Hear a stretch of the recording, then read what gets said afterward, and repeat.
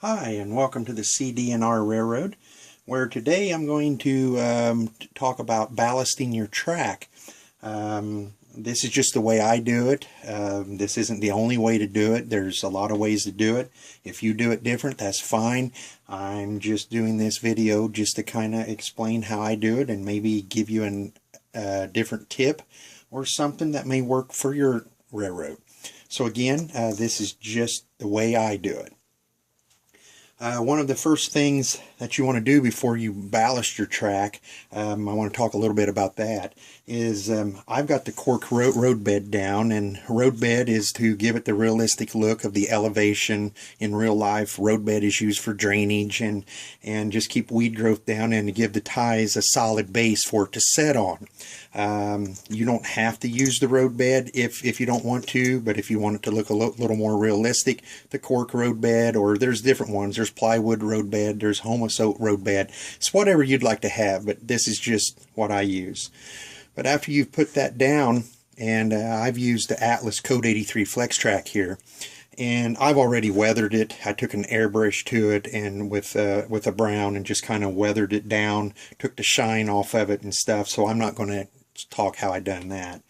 But a lot of times with the cork especially, you have these edges that kind of stick up on them, and it will cause a problem trying to put the ballast down.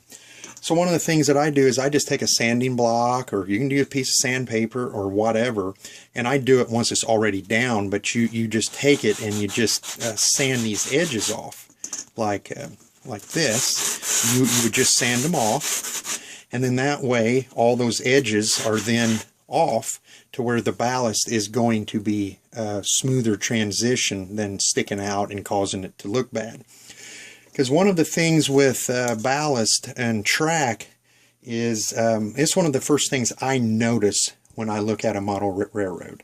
You got a lot of money invested in track and switches, and then you put your ballast down, and maybe it's not the best job or whatever, or you hurried up, you wanted to get it done, but that can give you headaches from then on out if you don't ballast your track. Try to do it the best you can. Also, a lot of times when you've done your track, you have the gaps where you've cut off. This is just a couple pieces of scrap that I've got, but you have the gaps here. Well, I save all of my extra pieces and old track and stuff, and then I just see what it needs to be, cut it to length, and then I just happen to have one of these rail cutters, but you can use an X-Acto knife, you can use any kind of a little side cutter, and cut those that represent the railroad spikes, cut those all off so that you kind of have a smooth surface here. And then once you've got your track down on top of your road bed, you can slide this under here, and it fills in all of the spaces that you've got. You may have to do a little bit of sanding here or a little filing to get it, because with the connectors are a little thicker, it may cause it to buckle up a little bit, but you get the idea of what I'm trying to do here. So once you get that done, then if you're doing HO, I like to use the Fine. Now this is just Woodland Scenic. This is the brand that I just happen to have. I use. There's Smith & Sons. There's the Arizona Rock Company. There's all kinds of them out there. So you don't have to use what I've got. But I use Fine, and then I mix a little bit of the medium in, not much. And I usually just mix it in a big container. But my railroad, I like to use the gray blend. There's a light gray, there's a buff, there's all colors, so you just pick what you want. I'm freelancing my railroad, so I'm not set in any one color, but I try to stick with it. But one of the biggest things that I see, if you can afford to get the fine or medium ballast, fine is really what works best, but I like to throw just a little bit of medium in there too. But if you put the coarse on, you can see the difference in how much bigger the grains are. Let me give you an example. This is actual ballast here from the railroad here in my town.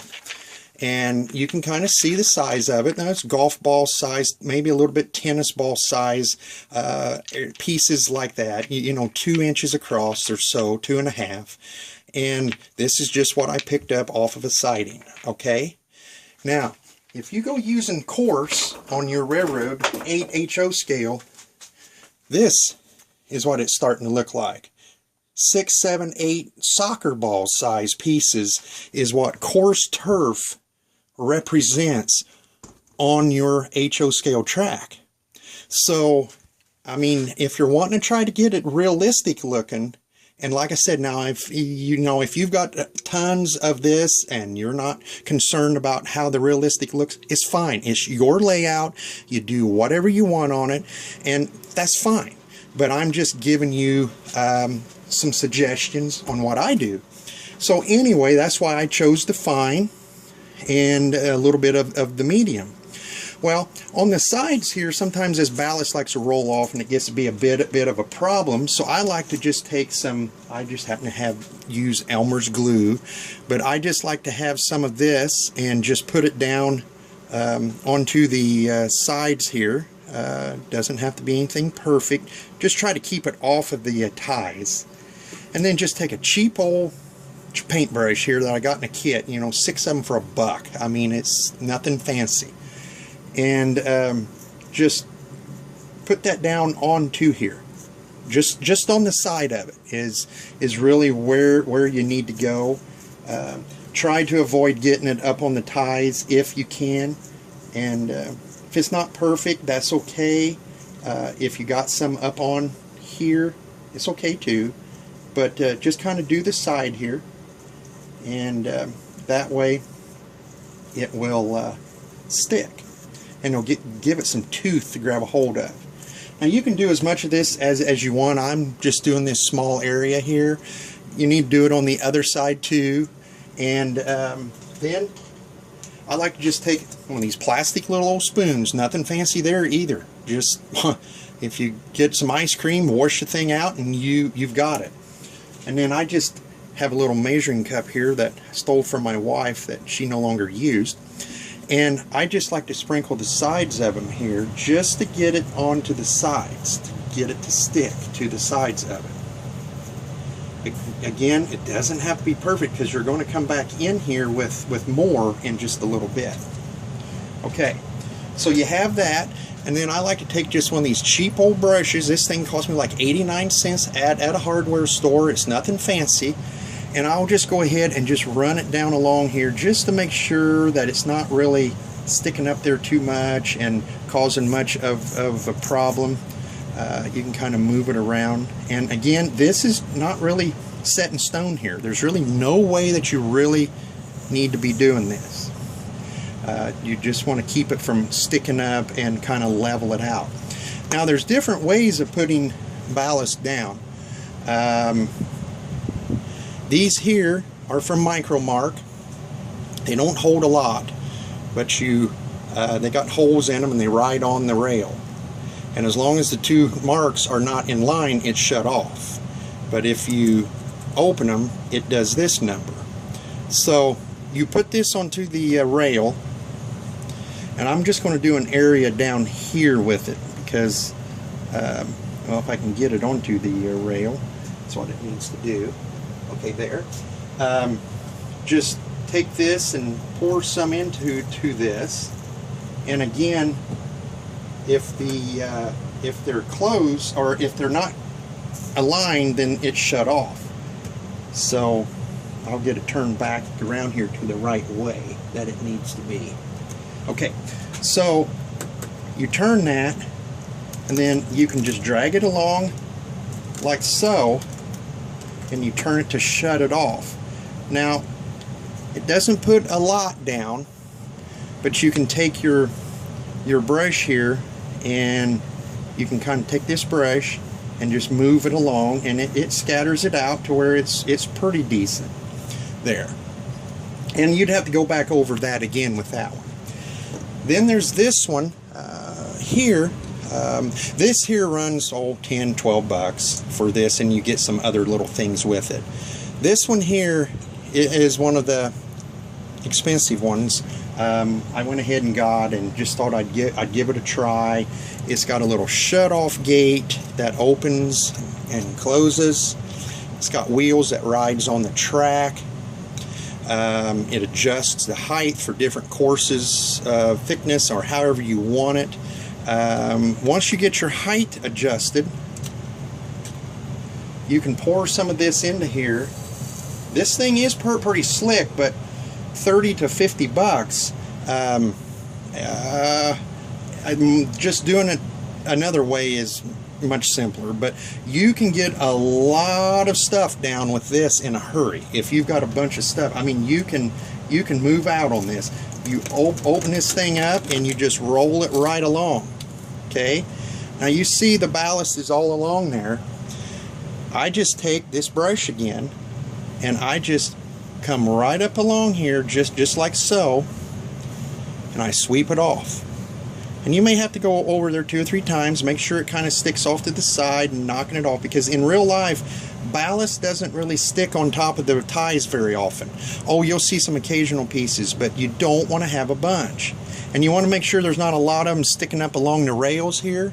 If there is, on the inside, your wheels hit them and it causes a derailment. That's a lot of problems people have when they put their ballast down. They don't clean the insides of their rails off after it's been dried, and their cars derail and they can't figure out why. And I've have seen that a lot, of why that happens like that. So you try to get as much of that as you can off of there. Now, once you kind of get it set the way you want it, I just take the handle of my brush here and I just go along like this.